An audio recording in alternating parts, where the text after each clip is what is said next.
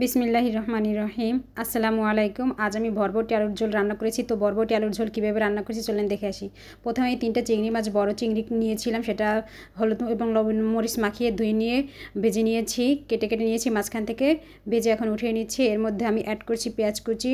পেঁয়াজ দিয়েছি মিডিয়াম সাইজের 2টা পেঁয়াজ, এবং কাঁচামরিচ দিয়েছি 5টা, ফালি করে মাঝখান থেকে কেটে দিয়েছি।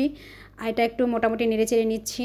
এর ভিতরে এখন আমি দিয়ে দিচ্ছি রসুন বাটা, 1 চা চামচ পরিমাণ আমি রসুন বাটা দিয়ে দিচ্ছি। এখন একটু মোটামুটি কষিয়ে নিব। মোটামুটি একদম 2-3 মিনিট আমি কষিয়ে নিয়েছি। কষিয়ে নেওয়া কমপ্লিট হয়ে গেলে এর মধ্যে আমি আলু দিয়ে দিব। আলু আমি কেটে ধুয়ে পানি ঝরিয়ে রেখেছিলাম, সেই আলুটা এখন আমি দিয়ে দিচ্ছি। আলু দিয়ে আমি ভালোভাবে একটু কষিয়ে নিব ঢাকনা দিয়ে। এর ভিতরে আমি অ্যাড করছি হলুদ গুঁড়ো, 1/2 চা চামচ আমি হলুদ গুঁড়ো দিয়ে দিয়েছি।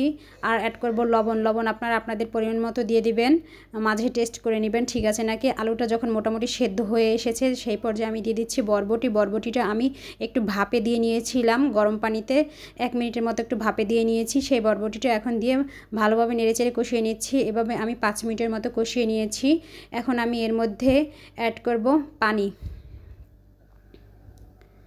পানিটা আমি কুসুম গরম পানিটা নিয়েছি, ঠান্ডা নর্মাল পানিটা না, রুম টেম্পারেচারের পানি না, একটু বয়েল পানিটা একটু গরম করে নিয়েছিলাম। তো সেই পানিটা আমি দিয়ে দিচ্ছি, যেহেতু আমি একটু ঝোল রান্না করব তাই মোটামুটি একটু পানি দিয়ে দিয়েছি।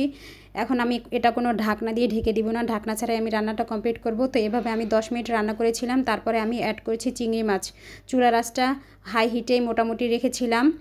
চিংড়ি মাছটা দিয়ে দিয়েছি, আর দিয়ে দিয়েছি জিরার গুঁড়ো দিয়ে রান্নাটা আমি কমপ্লিট করেছি। তো তৈরি হয়ে গেল বরবটি আলুর ঝোল রান্না। এই রান্নাটা যদি আপনাদের ভালো লেগে থাকে তাহলে অবশ্যই লাইক কমেন্ট শেয়ার দিবেন। যারা ফেসবুক থেকে দেখবেন তারা ফলো দিয়ে রাখবেন, এবং যারা ইউটিউব থেকে দেখবেন তারা অবশ্যই চ্যানেলটা সাবস্ক্রাইব করে দিবেন। আপনাদের সবাইকে ধন্যবাদ, ভালো থাকবেন।